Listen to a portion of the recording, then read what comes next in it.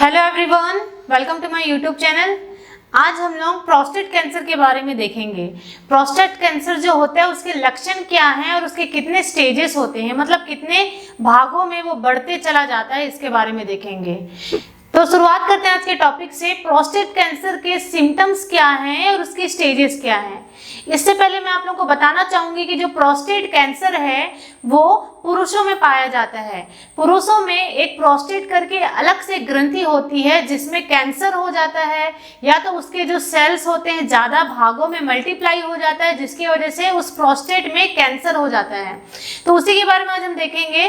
जिसमें है prostate cancer होने पे पुरुषों में क्या क्या लक्षण दिखते हैं, उनके यूरिन में क्या क्या बदलाव आता है, उनके ब्लड में क्या क्या बदलाव आता है, इसके बारे में डिस्कस करेंगे और साथ ही साथ कुछ एडवांस सिम्टम्स भी देखेंगे। तो सबसे पहला है, जो प्रोस्टेट कैंसर जब किसी पुरुष को होता है तो उनके जो यूरिनेशन की जो समस्या बनती है, यूरिनेशन की समस्या मतलब यूरिन पास आउट करना या पेशाब या मूत्र का त्याग करने में समस्या आती है। सबसे पहला समस्या है फ्रीक्वेंट यूरिनेशन, मतलब बार बार यूरिन होगा, उसको कंटिन्यू बार बार यूरिन होगा। और ये जो फ्रीक्वेंट यूरिनेशन है, जो पेशाब ज्यादा जाना, वो नाइट के समय में ज्यादा होता है, तो उस कंडीशन को बोलते हैं नॉक्चूरिया। दूसरा है, अगर एक बार यूरिन स्टार्ट कर दिए तो वो स्टॉप नहीं कर पाएंगे, मतलब एक बार किसी को यूरिन का ज्यादा मात्रा में फ्लो आ रहा है तो यूरिन स्टार्ट तो हो गया, यूरिन पास आउट करना चालू तो कर दिए, लेकिन उसको स्टॉप नहीं कर पाएंगे। तो दोनों में इनमें डिफिकल्टी होती है। पहला, स्टार्ट करने में भी प्रॉब्लम होती है यूरिन, और दूसरा यूरिन को स्टॉप करने में भी प्रॉब्लम होती है प्रोस्टेट कैंसर वाले को। नेक्स्ट है वीक और इंटरप्टेड यूरिन फ्लो।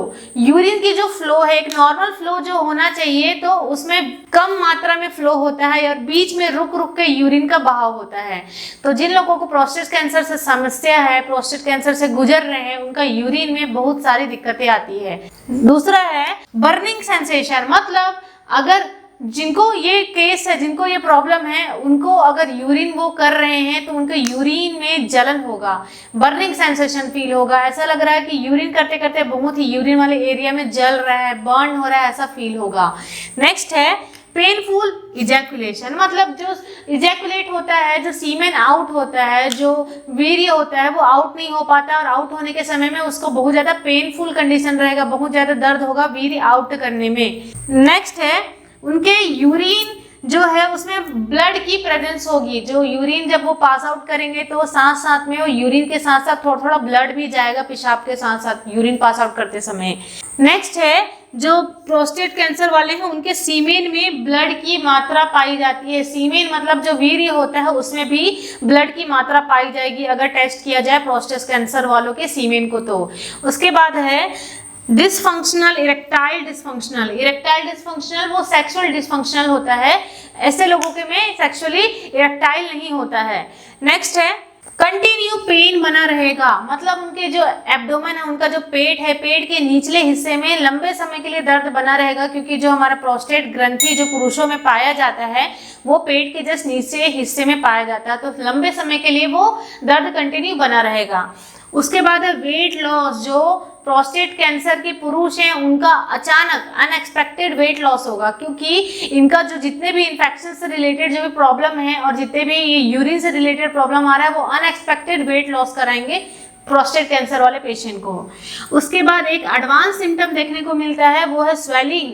जो पाँव हैं वो सूजन दिखेंगे, सूजे हुए दिखेंगे, या तो उनकी जो कमर की जो पेल्विक एरिया है, जो पेल्विक बोन होता है, कमर की जो हड्डी होती है उसमें सूजन आ जाएगा।